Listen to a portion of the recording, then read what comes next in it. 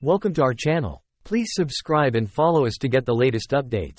Now, I will update you on the news about the 2024 U.S. presidential election.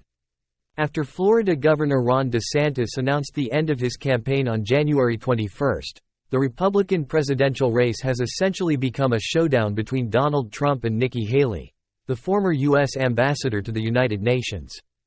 At a campaign event in Rochester, New Hampshire, on the same day, Trump expressed his desire to collaborate with DeSantis to defeat President Joe Biden, seen as the potential Democratic candidate.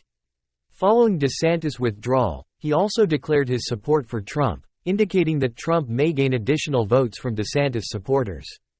Former President Donald Trump overwhelmingly won in Iowa last week. However, New Hampshire, known for its more moderate political tradition and rules allowing independent voters to participate, is expected to be a fierce battleground. According to a CNN poll before the preliminary election in New Hampshire on January 23, Trump has the support of 50% of party voters in the state, while Haley has 39%.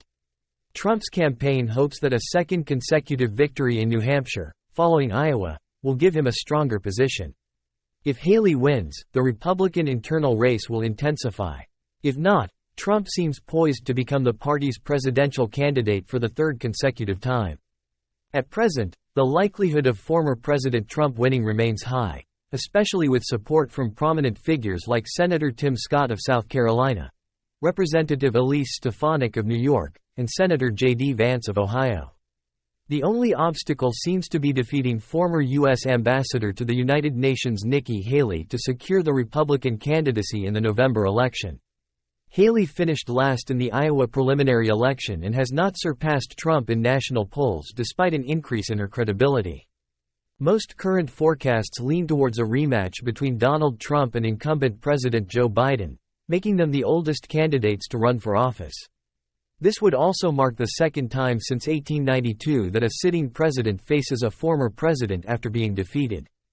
At this point, many Americans are not excited about a rematch between Trump and Biden.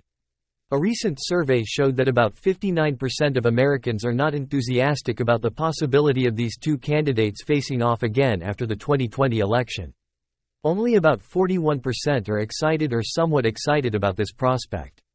Many people are concerned about the age and health of both candidates, as they are both in their golden years.